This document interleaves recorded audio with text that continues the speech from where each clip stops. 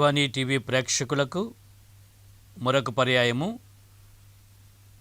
ఆనందంతో ఆహ్వానాన్ని తెలియజేస్తూ పునీత అగస్టిన్ వారి యొక్క జీవితంలో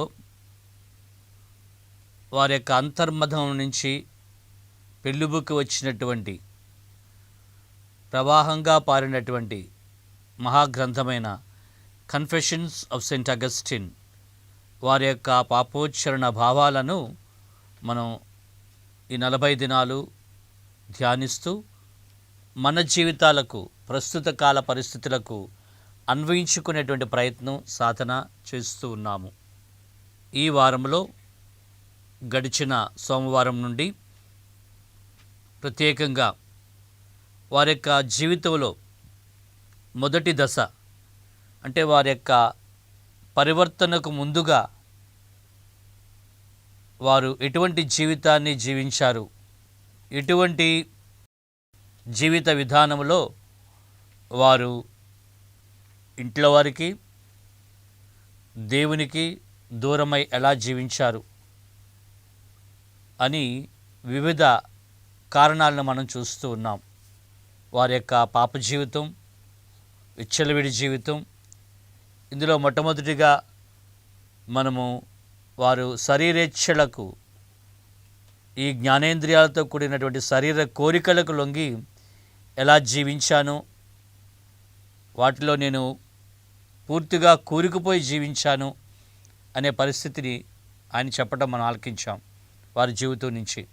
రెండవదిగా అప్పటి రోజుల్లో ఉన్నటువంటి వివిధ స్వేచ్ఛాపూరితమైనటువంటి భావాలకు, మరి ముఖ్యంగా మ్యానికేయిజం వంటి సిద్ధాంతాలకు ఆయన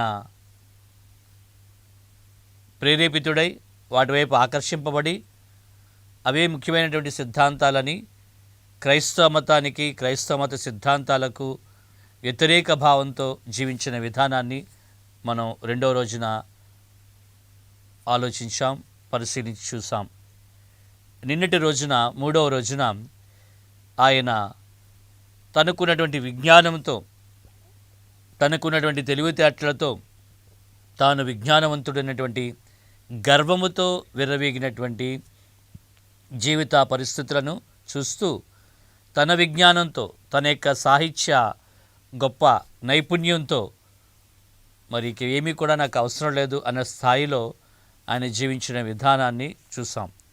ఇక నాలుగవ రోజున ఈ రోజున మనం ఆయన తన యొక్క బాల్య దశలోనూ, ముఖ్యంగా యవన దశలోనూ ఇటువంటి స్నేహ ప్రభావానికి ప్రభావితుడై తన మాటల్లోనే స్నేహానికి అనుకూలం కానిటువంటి స్నేహంలో ఆయన జీవించాడని, అన్ఫ్రెండ్లీ ఫ్రెండ్షిప్ అంటాడు ఆయన మాటలలో.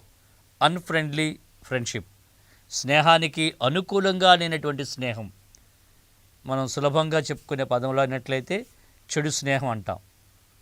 చెడు స్నేహం అనే పదం నేను ఎందుకు వాడలేదంటే, చెడు స్నేహం అనేది ఉంటుందా అని ఒక ప్రశ్న రావచ్చు. స్నేహం అనేటువంటిది మంచిది, మంచిని కోరేది. ఇద్దరో నలుగురో 10 మందిలో ఆ స్నేహంతో కలిసిమెలిసి ఉండేవారికి అందరికీ ఒకరికొకరికి తోడ్పడేది. So friendship is something good. స్నేహం అనేటువంటిది మంచిది. మరి అలాంటప్పుడు మనం ఈ చెడు స్నేహం అనే పదం ఎలా వాడుతాము అని చూసినట్లయితే, ఎన్నో మంచి విషయాలని మనిషి చెడుగా మార్చుతూ ఉన్నాడు. ఉదాహరణకు విజ్ఞానం, తెలివితేటలు, మేధస్సు, నాలెడ్జ్ విజ్ఞానాన్ని సంపాదించడం అనేది చాలా మంచిది. కానీ తాను సంపాదించినటువంటి జ్ఞానాన్ని, విజ్ఞానాన్ని, పరిజ్ఞానాన్ని మంచి కొరకు మాత్రమే కాకుండా చెడు కొరకు వినియోగించినట్లయితే, తనకున్నటువంటి తెలివితేటలను ఎదుటి వాళ్ళకి, సమాజానికి నష్టం వచ్చేటట్లుగా ఉపయోగించినట్లయితే, అటువంటి విషయాల్ని గ్రహించే ప్రయత్నం ఎక్కువగా చేస్తూ ఉన్నట్లయితే, అప్పుడు మనం అంటాం ఆ నాలెడ్జ్, ఆ తెలివితేటలు ఉపయోగపడేవి కావు, నలుగురికి నష్టాన్ని చేకూర్చేవి అని. అలానే రెండవ ఉదాహరణగా వివిధ కళా నైపుణ్యాలను మనం తీసుకోవచ్చు. వివిధ కళలతో కూడినటువంటి నైపుణ్యాన్ని, టాలెంట్స్ని మనం పాజిటివ్గా చూస్తాం, మంచిదిగా చూస్తాం. చదువుతో పాటుగా విజ్ఞానంతో పాటుగా రకరకాల నైపుణ్యాలను శక్తియుక్తులను మనిషి సంపాదించుకోవడం, ఆస్వాదించడం, నేర్చుకోవడం, వాటిలో ప్రావీణ్యం పొందడం అనేటువంటిది చాలా మంచిదే. హీఈస్ టాలెంటెడ్, షీఈస్ టాలెంటెడ్ ఆ రకరకాల నైపుణ్యాలు ఆ వ్యక్తిలో ఉన్నాయని దాన్ని మనం పాజిటివ్గా ఒక మంచి దృక్పథంతో చెప్తూ ఉంటాం.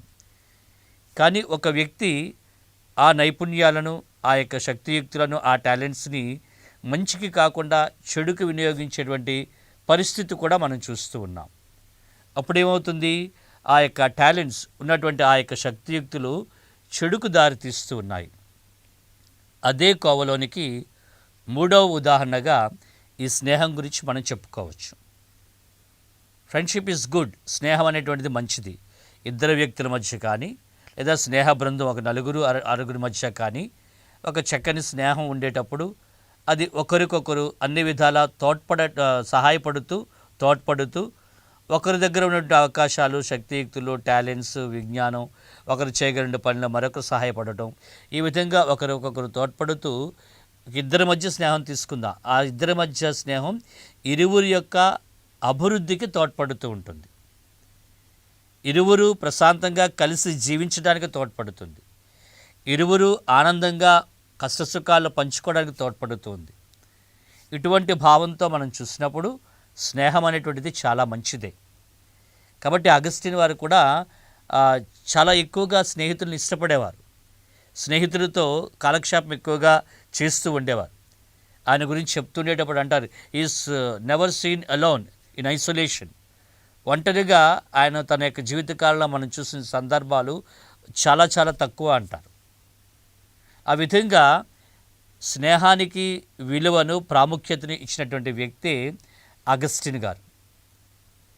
అయితే తన యొక్క చిన్నతనంలో, బాల్యములో, తర్వాత మంచి టీనేజ్లో, యుక్త వయసులో ఉండేటప్పుడు ఆయన ఈ స్నేహం అనేటువంటి విషయంలో కూడా అనేక సమాజంలో అనుకూలమైనటువంటి పనులు కాకుండా వ్యతిరేకమైనటువంటి పనులు చేయటానికి, ఇతరులకు ఇబ్బందిని పెట్టేటువంటి, ఇతరులకు నష్టాన్ని కలిగించేటువంటి, ఇతరుల చేత కోపపడేటువంటి, తిట్టించుకునేటువంటి పనులు ఎక్కువగా చేస్తూ ఉండేవాడు. అందుకని ఈ స్నేహానికి ఉపయోగపడినటువంటి, స్నేహానికి సరికానటువంటి స్నేహం, అన్ఫ్రెండ్లీ ఫ్రెండ్షిప్ అని అంటూ ఉంటాడు.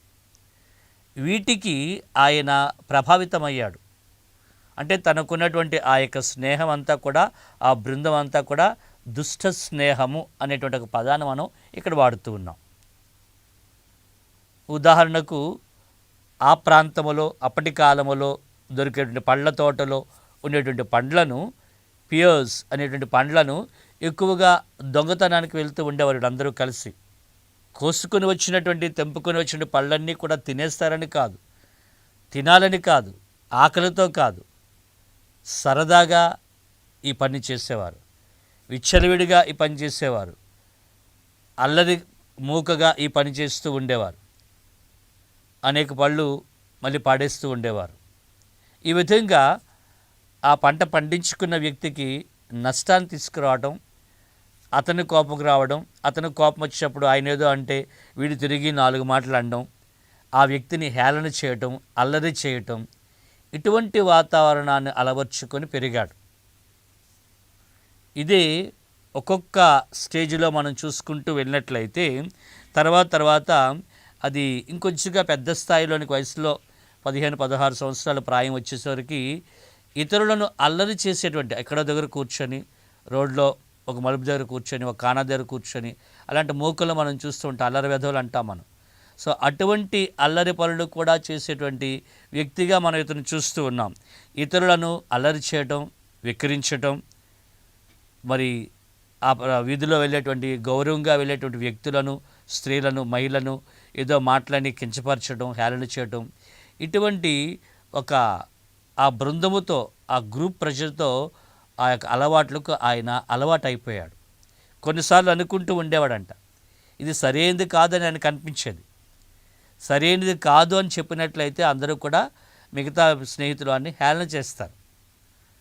తను తానే ఆ పనిలో నుంచి దూరంగా పెట్టుకోవడానికి సాహసించలేనటువంటి వాడు మరి ఇంకెలా వాళ్ళని సరిచేస్తాడు? ఇది సరైనది కాదు, మనం ఇలా చేయకూడదు, ఇది సబబు కాదు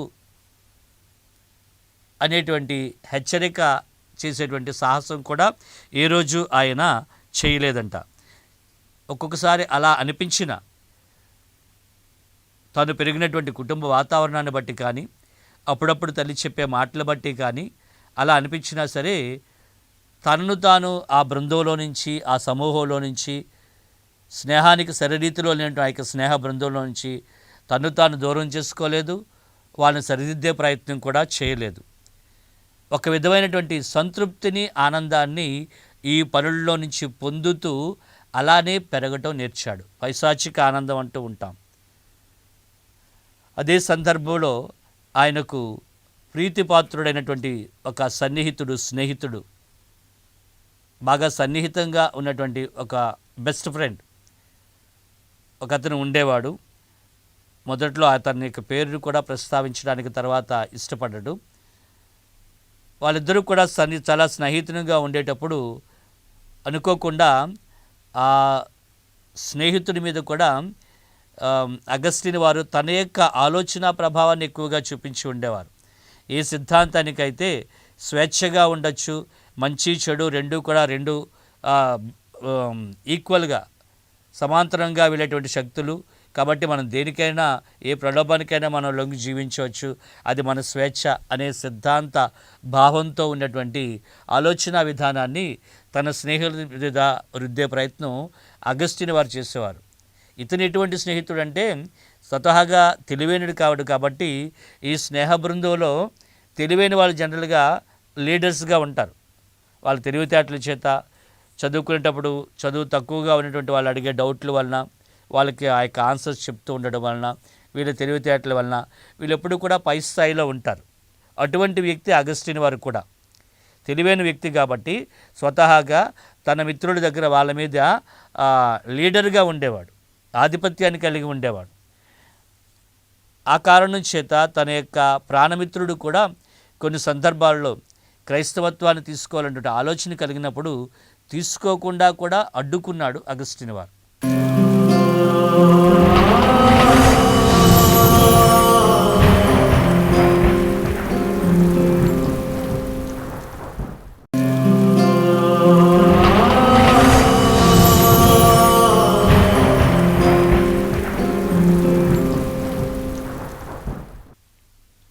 తను తీసుకోకపోవడం మాత్రమే కాకుండా తన యొక్క ఆలోచన ధోరణి వలన, తన యొక్క ఆలోచన భావం వలన తన మిత్రుని మీద కూడా ఆ ప్రభావితం చూపి ఆయన బాప్తిస్వం తీసుకోకుండా అడ్డుకున్నాడు. అయితే ఆ స్నేహితుడు అనుకోకుండా అనారోగ్యం వల్ల మరి చనిపోయే పరిస్థితి వస్తుంది.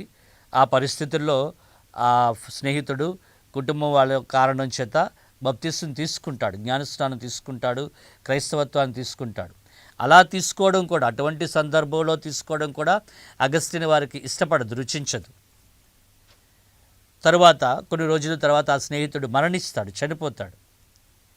చనిపోయినప్పుడు చాలా ఎక్కువగా బాధపడతాడు అగస్టిన్ వారు, చాలా ఎక్కువగా బాధపడతారు.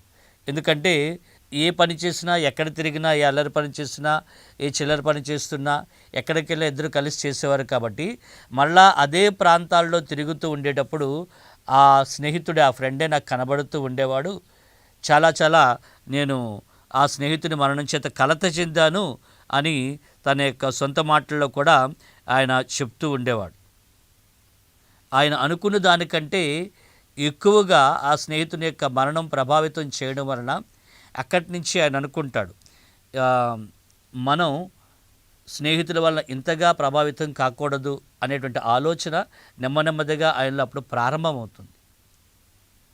ఈ మధ్యనే ఒక చిన్న ఉదాహరణ, మెట్రోస్లో, పెద్ద పెద్ద నగరాల్లో జీవిస్తున్నటువంటి వారి యొక్క యువతలో ఉండేటువంటి జీవిత విధానంలో ఈ స్నేహితుల ప్రభావం ఒకటి మనం చూసినట్లయితే,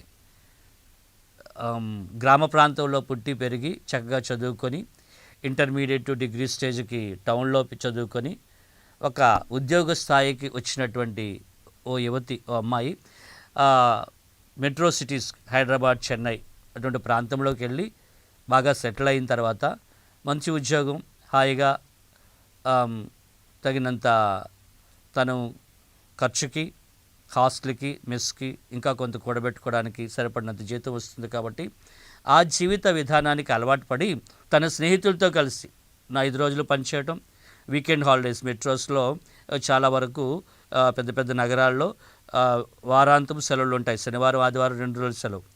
కాబట్టి వాళ్ళు సరదాగా ఫ్రెండ్స్తో తిరగటం, కాలక్షేపం చేయటం, అలా ఒకటి అలవాటు అయిన తర్వాత ఆ జీవితానికి పూర్తిగా అలవాటు అయిపోయారు. సంవత్సరానికి 1 పర్యాయమో 2 పర్యాయాలో వాళ్ళ పుట్టింటికి లేదా వాళ్ళ సొంత స్థలానికి, సొంత ఊరికి వచ్చేటువంటి పరిస్థితి నాకు అర్థమైంది. అంతగా ఆ స్నేహితులతో కలిసి ఉండేటువంటి ఆ వాతావరణానికి అలవాటు పడినటువంటి వాళ్ళు ఒక్కసారిగా ఈ కరోనా సమయంలో హాస్టల్స్ అన్నీ క్లోజ్ చేసేసారు. వర్క్ ఫ్రమ్ హోమ్ అన్నారు. ఇంటికి వెళ్ళి పని చేసుకోవాలి, అక్కడ ఇంటి దగ్గర చేసుకోవాలన్నారు. అయితే మరి ఎక్కడ వాళ్ళు అక్కడ చెల్లాచెదరు అయిపోయారు. పరుగులు తీశారు ఎవరింటికి వాళ్ళు. ఆ నగరాల నుంచి తిరిగి తమ సొంత ఊరికి వెళ్ళడానికి కూడా కొంతమందికి కష్టమైంది. అదే స్నేహితులతో వాళ్ళ ఇంట్లో ఉండడానికి కష్టమైంది. ఈ పరిస్థితుల్లో ఆమె తన ఇంటికి రాలేక కొద్ది జాప్యం చేసింది. ఏముందిలే పరిస్థితులు చక్కదిద్దుకుంటా వెళ్ళిపోవచ్చిన, ఒక 10 రోజులు లేట్ చేసేసరికి పరిస్థితులు ఇంకా విషమించాయి పోయిన సంవత్సరం. కాబట్టి రాలేకపోతే మరి ఇంకా తప్పనిసరి పరిస్థితుల్లో వాళ్ళ ఫ్రెండ్ ఇంట్లో ఒక గదిలో ఉండవలసి వచ్చింది. ఆ వాతావరణానికి అలవాటు పడిన తన ఇంటికి రావడమే సంవత్సరానికి 1 సంవత్సరం 2 సార్లు వచ్చేటువంటి వాళ్ళు, ఆ యువతి వాళ్ళు ఎదుటి ఫ్రెండ్స్ ఇంట్లో ఒక నిర్బంధించినటువంటి ప్రాంతంలో ఏ వీకెండ్స్ లేకుండా, ఏ బయట తిరగడం లేకుండా ఉండే సమయంలో పూర్తిగా ఒక రకమైనటువంటి భయాందోళనటువంటి పరిస్థితుల్లోనికి, ఒక ఒత్తిడికి, ఒక ప్రలోభానికి ఆమె లోనైంది. నేనేమనుకున్నంటే కరోనా వల్ల అందరికీ యూత్ అంతా కూడా ఈ భవిష్యత్తు ఏమవుతుందా అనేటువంటి ఆలోచనతో ఉన్నారు కదా అనుకున్నాను. కానీ రమారం ఇప్పటికి సంవత్సరం అవుతుంది, ఇంకా పూర్తిగా ఆ వ్యక్తి తన యొక్క జీవితంలో కోలుకోలేని పరిస్థితి మనం చూస్తున్నాం. అంటే తన స్నేహితులతో తిరిగే ప్రపంచం, వాళ్ళతో కలిసి ఉండే ఆ వాతావరణం నుంచి ఒక్కసారిగా వేరు చేసే పరిస్థితి వచ్చేటప్పుడు తట్టుకోలేనటువంటి, అడ్జస్ట్ కాలేనటువంటి పరిస్థితుల్లో ఉన్నారు అని అనుకున్నట్లయితే అటువంటి స్నేహం ప్రస్తుత యువతీ యువకులకి సరైనదా కాదా? స్నేహానికి, జీవితంలో ఎదుగుదలకు ఉపయోగపడేటువంటి మన స్నేహమా కాదా అని మరొకసారి మనం ఈ పరిస్థితుల్లో ఆలోచించుదాం.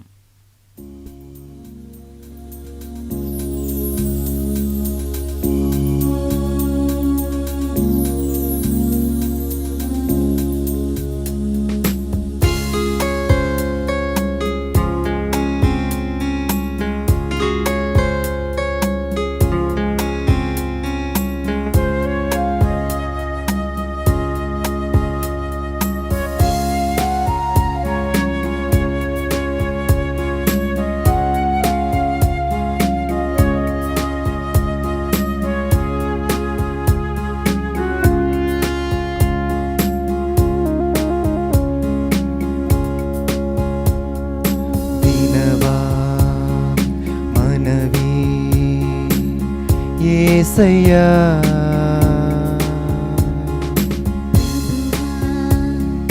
శరణం నీవయ్యా, మలినమో నాగతం, పగిలెను జీవితం, చేసుకో నీ వశం.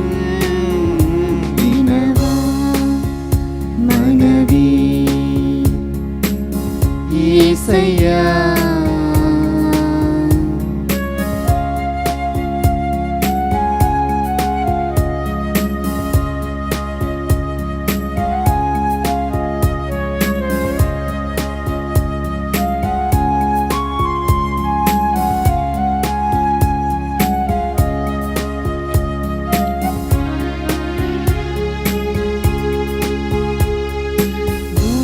స్నేహమే కోరి దూరమైతిని,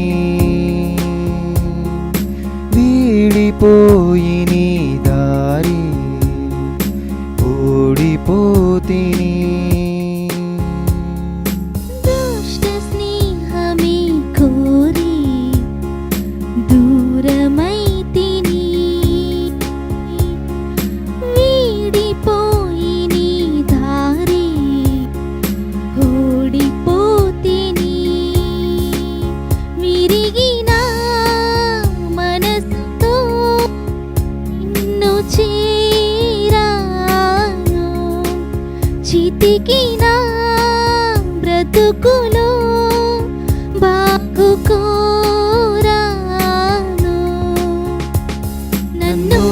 అంగీకరించి నీతో ఉండని యేసయ్యా, నా తండ్రి నీవేనయ్యా. వినవా వినవా మనవి మనవి యేసయ్యా, ప్రభువా ప్రభువా శరణం శరణం నీవయ్యా. వినవా ప్రభువా.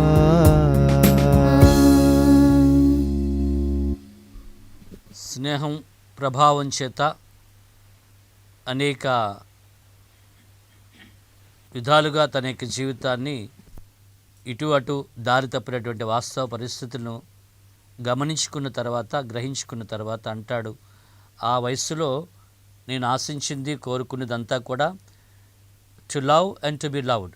ఆ స్నేహితులందరూ కూడా నన్ను ఇష్టపడాలి, నేను వాళ్ళని ఇష్టపడాలి, అదే సిద్ధాంతంతో ఉన్నాను. కానీ మంచి చెడు అనేటువంటి ఆలోచన విధానంలో లేకుండా నేను జీవించాను అనేటువంటి వాస్తవ పరిస్థితిని తదుపరి ఆయన అంగీకరిస్తూ ఉన్నాడు. మరి ఇటువంటి స్నేహ ప్రభావం చేత ఆలోచన విధానంలోనూ తన యొక్క జీవిత అలవాట్లలోనూ తల్లి కూడా అనేక పర్యాయాలు అతన్ని కాదన్నటువంటి జీవిత పరిస్థితిని ఆయన కొని తెచ్చుకున్నాడు. అది ఆయన జీవితంలో ఎక్కువగా నెగిటివ్గా చెడు మార్గంలోనికి ప్రభావితం చేసేటువంటి ఒక ముఖ్య కారణమని ఆయన తెలియజేస్తూ ఉన్నాడు. మత్తయి సువార్త 26వ అధ్యాయము 14-16 వచనముల్లోనూ 47-50 వచనాల్లో కూడా మనం చూస్తూ ఉన్నాం. క్రీస్తుతో పాటు ఉన్నటువంటి యూదా ఇస్కారియోతు క్రీస్తుని తిరస్కరించాడు. కొంత సొమ్ముకు ఆశించి క్రీస్తుని కాదనుకున్నాడు.